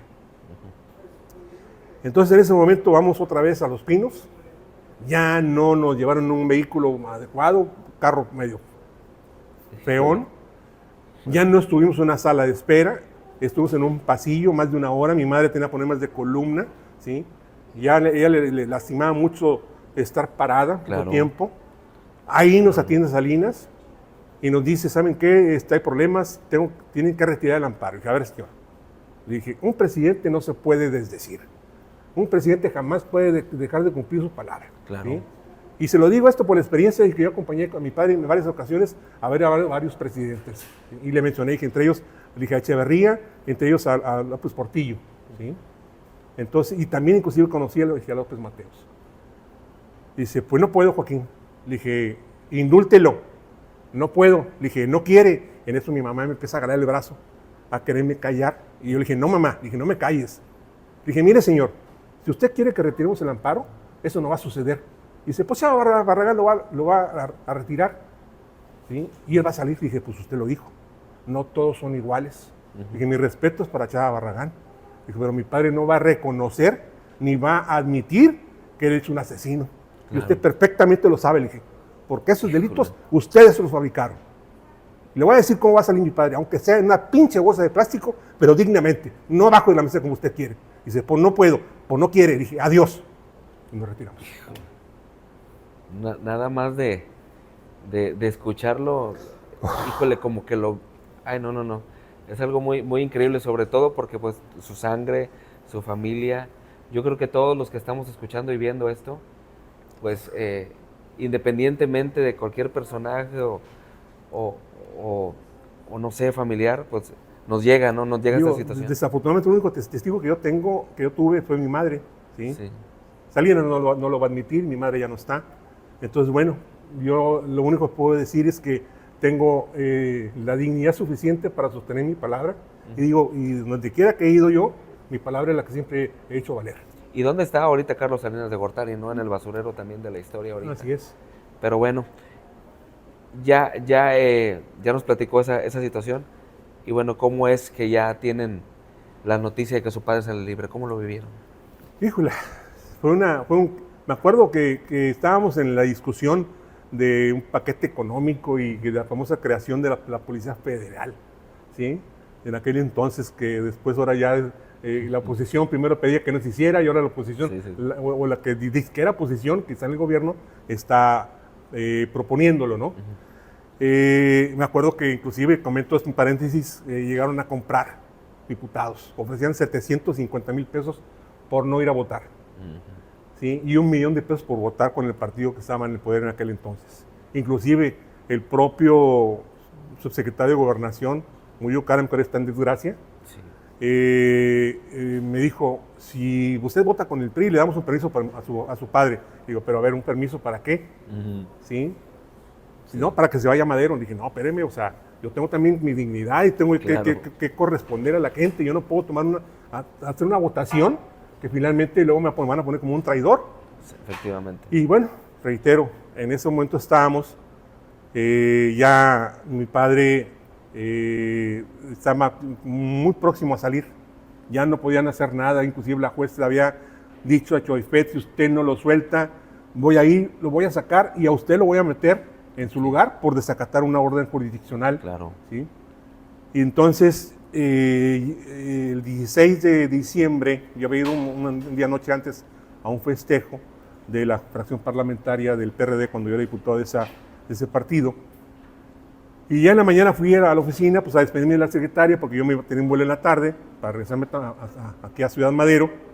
Y ahí es donde yo bajo al estacionamiento y viene corriendo que era mi secretaria, ¿sí? Claudia Santoy, me acuerdo que se llama. Oiga, diputado, por favor, regrésese porque le están hablando de gobernación. Pues ya subo a la oficina, no recuerdo exactamente quién me llamó, pero era un personaje de gobernación. Dijo, oiga, tiene que venir, tenemos que dialogar con el asunto de su padre, porque está, véngase aquí a gobernación por la calle de Atenas, entra a un estacionamiento, ¿sí? Pues entré la primera vez que entro a un estacionamiento de gobernación. Total, me llevaban por unas escaleras ahí medias inimaginables, porque digo, nunca te imaginas, crees que siempre el secretario de Gobernación van a entrar por la puerta que donde tú entras a su oficina, ¿no? No. Finalmente me di cuenta que hay un camino secreto para llegar ahí. Entonces, no me recibe el secretario de Gobernación, pero sí un subsecretario, que era Ricardo García Villalobos. En aquel momento el señor, pues bueno, que me preguntó que cómo estaba, cómo me iba en la Cámara. Y ya después entró al tema del asunto de mi padre. Dice, oiga, pues dice que vamos a librar a su padre. Pues en ese momento me impacta. En ese momento, la verdad, o sea, sentí que me daba frío, me daba calor. O sea, no sabía, o sea, distinguir las emociones. Claro. ¿Sí? Y la verdad estaba tan sorprendido que me dio mucho gusto. Pero cuando me dice, pero no va a Ciudad Madero. Digo, ¿cómo? No, él lo vamos a mandar a Cuernavaca. Tiene que pasar por un arraigo. Y eso es algo que ya se está determinado por la autoridad superior. Digo, a ver, digo, ustedes controlan a todos los presos que están en los reclusorios, tanto federales como estatales. Claro. ¿Sí? Ustedes aplican las leyes de normas mínimas, ¿sí? Que es donde deciden cuándo deben de liberar a un preso. Y eso dice que al preso lo deben de mandar a su casa, con su familia, con sus amigos, para que le ayuden en la readaptación famosa que ustedes dicen que mi padre debe tener, pero que yo digo que mi padre no necesita readaptación. Claro. ¿Sí? Por toda la obra que él hizo durante tantos años en el sindicato petrolero. Y dice, pues mire, es que ahí hay aeropuerto. No, a ver, ¿para qué chingón me dice que hay aeropuertos y no lo van a dejar ir a Madero? Claro. ¿Sí? Pero es que mire que es un clima. Le dije, no, a ver. Dije, Morelos es el estado más peligroso del país. Donde Carrillo Leal, dije, es cómplice de todos los secuestradores. ¿Sí? Todos los días secuestran y matan a la gente. Lo van a mandar ahí, dije, le voy a decir una cosa. Le dije, si mi padre se muere de una uña enterrada o de una gripa, le dije, a Cedillo, a su iPad y a usted lo va a hacer responsable. Dijo, oiga, no. Digo, claro que sí. Háganle algo. Dice, pues mire, lo único que le puedo decir es que la única manera de que su padre salga libre, ¿sí? Vaya, convénzalo, porque también sale él. No salen los demás. Entonces, mi padre siempre pues, andaba defendiendo, digo, pues, claro. Él al menos quería quedarse y que salieran los demás, digo, porque él veía el sufrimiento de todas las familias. Así es. ¿Sí? Entonces, ¿cuál es mi problema cuando llego? Y mi padre estaba contentísimo porque él sabía, pero no sabía las condiciones, no sabía que se iba a Cuernavaca, no sabía que los demás no salían, ¿sí? Entonces, cuando le digo, se le borra la risa de la cara, se pone con su gesto duro y que tenía siempre cuando se encabritaba. Dijo, a ver, entonces a la chingada no firmo nada y no salgo de aquí. O sea, eso a mí me hizo llorar y decirle, oye papá, no mueles, vas a perjudicar a tus demás amigos. Claro. Que si la promesa es que tú salgas ahorita, es que los demás salgan en un mes o 2 meses a lo mucho. Y se acercaba, pues era diciembre inclusive, repito, o sea, esas fechas siempre para toda la gente que está retenida de manera ilegal, ¿sí? Los que son inocentes y que finalmente les fabrican delitos, ¿sí? Estar dentro de la cárcel en fechas como el 24 o 31 es terrible. Claro. ¿Sí? Entonces me dijo, ya después de hablar tanto como 20 minutos con él, lo convencí y dijo, bueno, voy a firmar, me voy a ir a Cuernavaca, ¿sí? Dice, pero a ti te cae de madre si no lo sacas a ellos en un mes. Digo, yo estaba como diputado federal, pues tuve que hacer todo lo posible y lo logré. Después de que ya sale mi padre, nos vamos a un hotel que estaba en la colonia de Guerrero, un hotel que se llamaba Lepanto. Ahí estuvimos 3 días, porque le dieron 72 horas para conseguir una casa en Cuernavaca. No conocíamos a nadie. Entonces, a través de algunos amigos fueron a conseguir una casa, una persona creo que era de aquí de Tampico, y ahí llegó mi padre. Pues fue una festividad enorme, me imagino, porque ese día pues fuimos a festejar unos amigos y yo, mi padre no pudo salir, ¿sí? Lo peor de todo es que los medios de comunicación lo querían entrevistar, me habían pedido que mi padre no hiciera declaraciones. Me acuerdo que en el correteo ese que iba yo atrás del convoy, venían atrás de mí los de Televisa y de TV Azteca, ¿sí? Que a fuerzas querían entrevistar a mi padre y yo me opuse, ¿sí? Y no los dejé. Y la verdad digo, no es porque no hubiera querido, sino simple y sencillamente yo tenía que cumplir con una condición. Claro que sí. ¿Sí? Y pues evitar que mi padre estuviera ahora sí pues en entredicho y que pues bueno, se pusieran locos otra vez la gente de la autoridad y me lo quisieran regresar otra vez al reclusorio. Así es. ¿Sí? Ahí estamos viendo una fotografía donde lo están las cámaras, él se ve que va bajando el vidrio nada más y se asoma, Sí. ¿no? Porque era complicado. Pero bueno, ya nos queda poco tiempo, Joaco, podemos quedarnos horas y horas aquí. Pero, ¿cuánto tiempo estuvo en Cuernavaca? Y cuando llega aquí a Madero, ¿nos puedes platicar un poquito sobre la cuestión de cómo lo vivieron, cómo fueron sus últimos años, toda esa situación? Es- Y pues bueno, yo creo que es interesante para que la gente también conozca el lado humano de Joaquín Hernández Galicia. Pero vamos a un corte y regresamos. Ya estamos de regreso aquí con nuestro invitado Joaquín Hernández Correa desde el Hotel Río Vista Inn con esta magnífica entrevista, esta magnífica charla sobre la vida, obra y legado de Joaquín Hernández Galicia. Nos comentabas, Joaco, que bueno, a tu padre finalmente lo deja libre, pero con la condición de que esté En pues, Cuernavaca. prácticamente exiliado en Cuernavaca, ¿no? Así ¿Cómo lo es. vivieron? Fíjate que primero lo seguían una serie de judiciales, que cuando comenté eso de que el estado más peligroso, los judiciales que andaban secuestrando y todos los jueces los detienen, y esos que lo cuidaban, repito, fueron los que acusaron después de otros secuestros. Sí. Ya después mi padre andaba solo, ¿sí? Con una persona o dos, ¿sí? Y primero subimos a una casa muy grande que la verdad pues, se cambió de ahí porque costaba mucho el mantenimiento de la casa. Imagino. Después una casa muy pequeña, de 2 recámaras, una cocineta, una salita, en la cual, bueno, llegaban cientos de personas a saludarlo, y bueno, con el cumpleaños de él y todo eso, ¿no?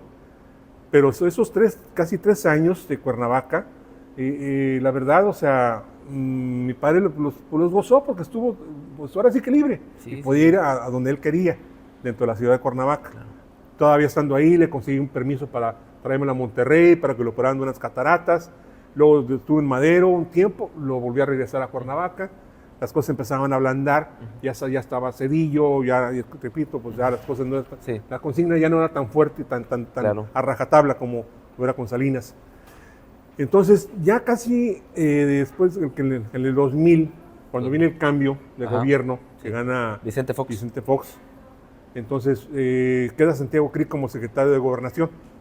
Entonces le digo, papá, oye, fíjate, pues yo conocí a Santiago, inclusive platiqué con él varias veces en el Congreso. ¿Cómo ves? Dije, si lo voy a ver.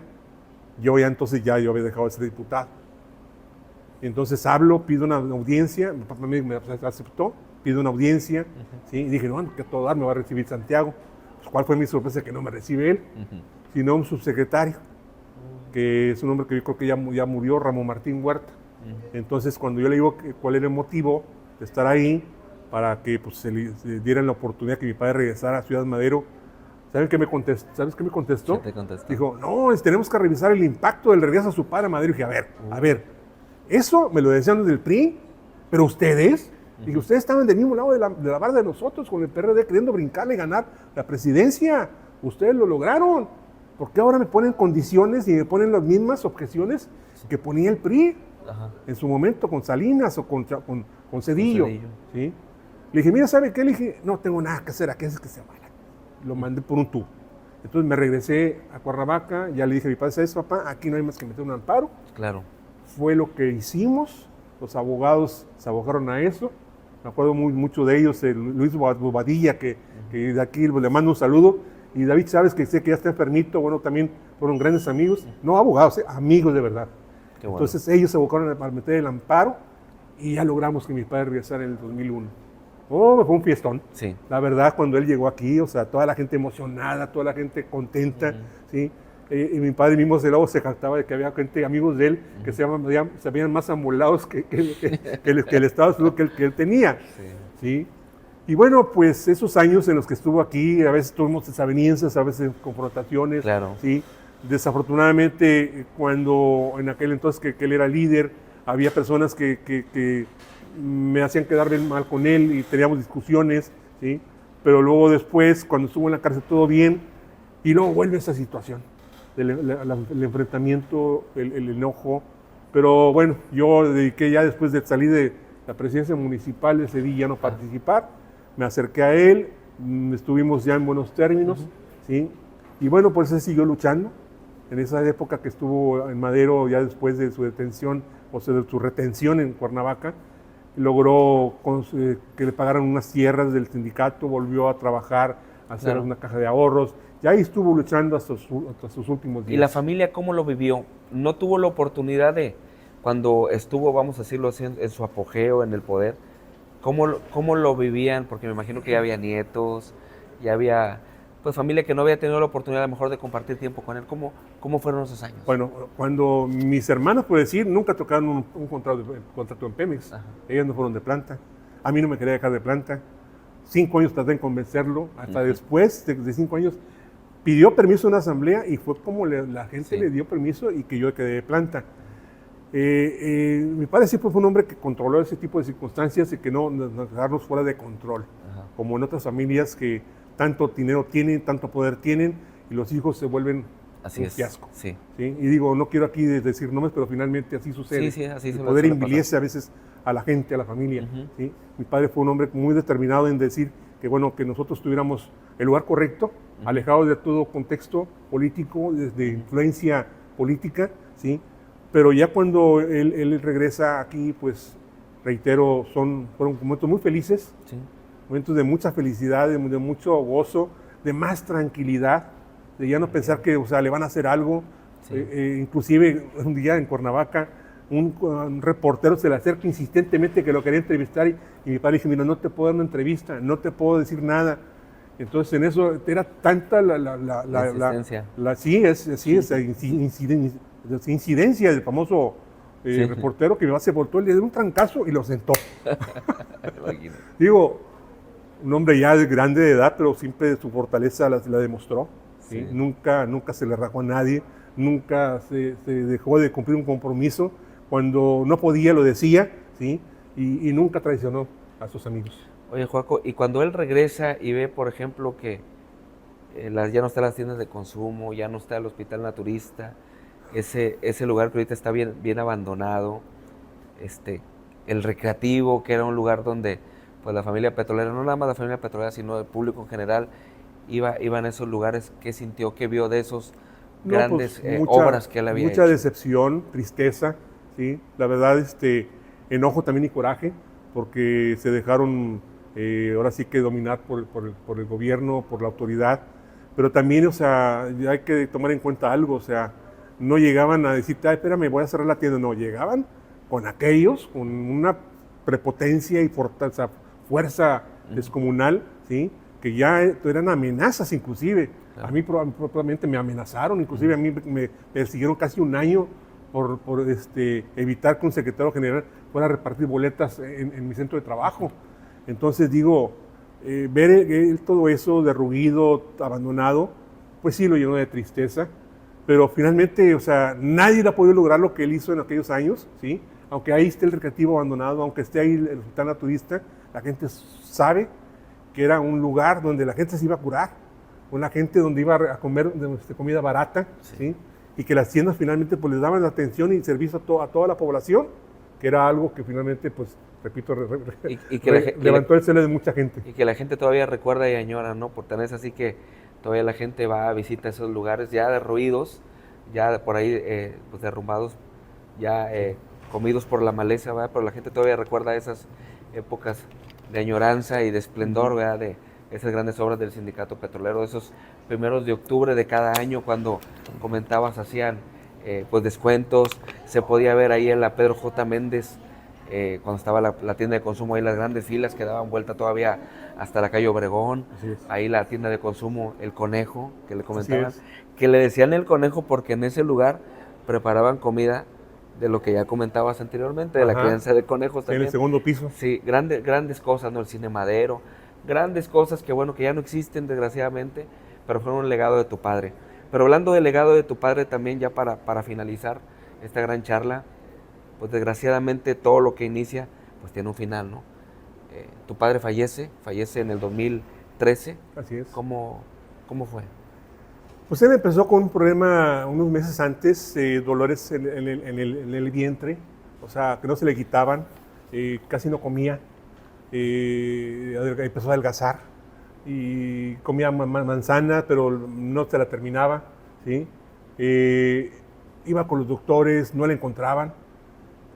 Y entonces llegó un momento en que pues, lo tuvimos que llevar al hospital. Mi hermana lo llevó, inclusive cuando llegaron no quiso una silla de ruedas. Es un hombre que siempre era muy enamorado de las mujeres y bueno, pobre de mi mamá porque también inclusive la sufrió. pero cuando llegó, me acuerdo, al hospital, que mi hermana le ofrecía la silla de ruedas, y dijo, no, no, no, no, qué silla ni qué nada. Y se puso derechito y empezó a caminar, porque ahí estaba el control de las enfermeras. Y entonces pues, ya llegó claro. arrastrando los pies a la habitación donde le tocó en la beneficencia. Lo atendió un gastroenterólogo, lo atendió también un urólogo porque tenía problemas. Ahí se dieron cuenta que estaba eliminando la urea, estaba eliminando potasio y sodio, ¿sí?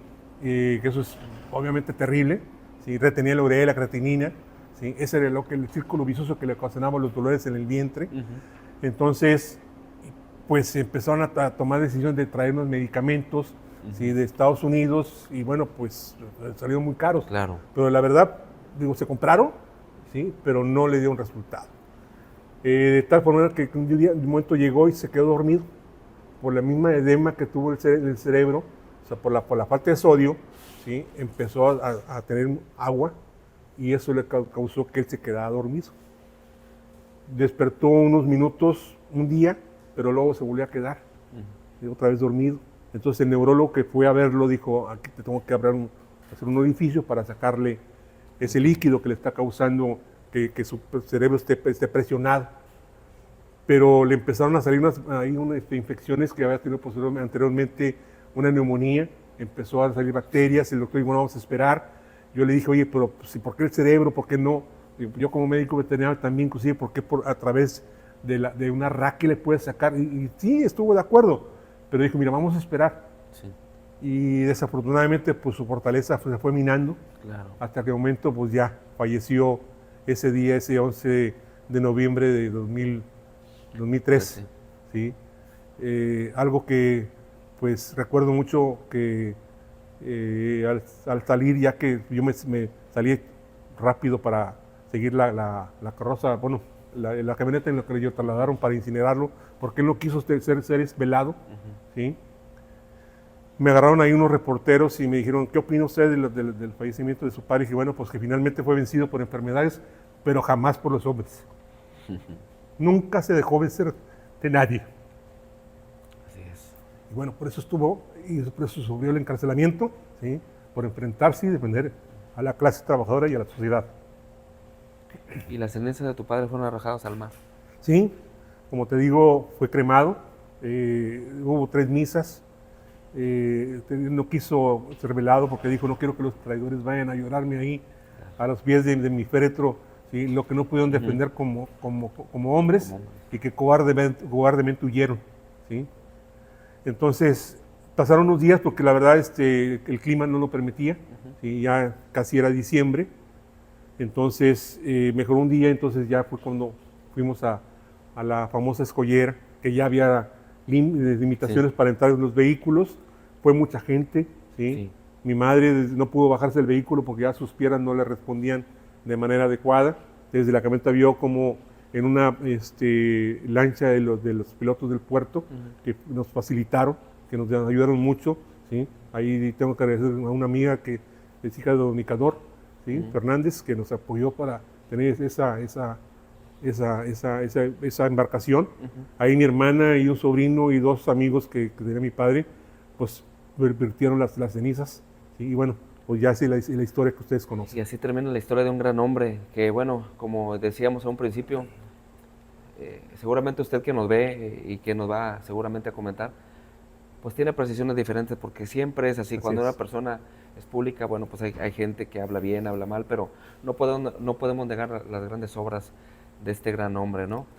Y si me permite el lado cómico, un poquito de esto, por ahí se habla mucho de que nuestra ciudad está protegida por extraterrestres, que estar en una base. Ya me dijeron algo de eso. Seguramente es don Joaquín, que es el que nos cuida que no lleguen los huracanes. Una vez me tocó un amigo que llegué y lo saludé en un bar, y recientemente había pasado el evento de la tormenta tropical Alberto. Sí. Y que muchos ven en una imagen donde se divide, sí. O sea, en la ciudad, o sea, la hace cuenta que como que la protege. Y empezamos a platicar de eso, sí, empezó a decir el muchacho, no, los ovnis, no sé qué. Dice, pero ustedes también tienen responsabilidad. Dije, ¿nosotros? Sí, como familia ustedes tienen responsabilidad. Dije, porque ustedes fueron a depositar las cenizas de su padre ahí, Sí. a las escolleras, y tanta gente que han ido a verter también ahí sus cenizas, pues son los que nos están protegiendo. Y la verdad me causó mucha risa. Lo iba a comentar, pero finalmente ahorita tú lo sacas a la luz, y bueno, pues ahí lo completo yo también. Sí, seguramente. Y bueno, Juacua, de esta manera es como se apaga una llama de un gran hombre, ¿no? De un personaje que estuvo al pendiente de, no nada más de los trabajadores, sino de la familia de los trabajadores, preocupado porque esa familia tuviera que comer, tuviera que vestir, tuviera que calzar, que no estuviera a merced de los agiotistas, que bueno, a final de cuentas tuvieran pues una vida digna, y seguramente muchos de los que nos ven pues tienen un futuro mejor gracias a tu padre. Pero ya para finalizar, algunas palabras que pues quieres compartir a toda la gente. Me remonto a la época de 1959, cuando él forma el Grupo Unificador Mayoritario. El emblema del sindicato, nunca se me va a olvidar, ¿sí? Y el emblema de la antorcha del Grupo Unificador Mayoritario. ¿Sí? Son dos cosas que él siempre veneró, ¿sí? Su pasión fue el sindicato, siempre, o sea, él decía, mi novia es el sindicato, ¿sí? Mi pasión es el sindicato, defender a la gente, a las clases sociales. Y él fue, digo, un referente. Ahora sí que esa antorcha la tuvo durante muchos años. Así es. ¿Sí? Que inclusive cuando lo apresan, lo encarcelan y logra hablar con unas personas, amigos de él, les decía que la antorcha no se apague, que esa luz siga permanentemente prendida. ¿Sí? No olviden defender a su trabajo, no olviden defender a sus padres, ¿sí? Que defiendan a la ciudad de Madero y defiendan a la sección número 1. Así es. Finalmente, como dices tú, pues, se extinguió, ¿sí? Pero yo sé que esa fortaleza sigue presente en muchos amigos que todavía por ahí viven, y bueno, en tu servidor que estamos ahí, en el Grupo Unificador Revolucionario Nacionalista Comunista. Muchísimas gracias, Joaco, muchísimas gracias por esta Gracias gran entrevista, gran reportaje de la vida y obra y legado de un gran personaje como lo fue don Joaquín Hernández Galicia, pero también, si me permites, también ensalzar a todos esos trabajadores petroleros que han dejado la vida, que apoyaron a tu padre y que hicieron grande el sindicato petrolero, y también a la gente, aunque hayan sido pocos, pero que estuvieron al pie del cañón y son unos héroes anónimos, ¿no? También a todos ellos un gran reconocimiento, y bueno, muchísimas gracias nuevamente, y a todos los que nos ven, pues espero que les haya gustado muchísimo este reportaje, como a nosotros, que pues realmente lo vivimos en carne propia. Ahorita que nuevamente nuestro invitado nos lo platicaba, pues removió muchísimas cosas que hay ahí todavía, ¿no? Y pues seguir el ejemplo. Gracias, Dios los bendiga. Muchísimas gracias, y nos vemos en un próximo programa más. Gracias, Jorge. Esto fue Historias del Puerto con vida, obra y legado de don Joaquín Hernández Galicia. Muchísimas gracias.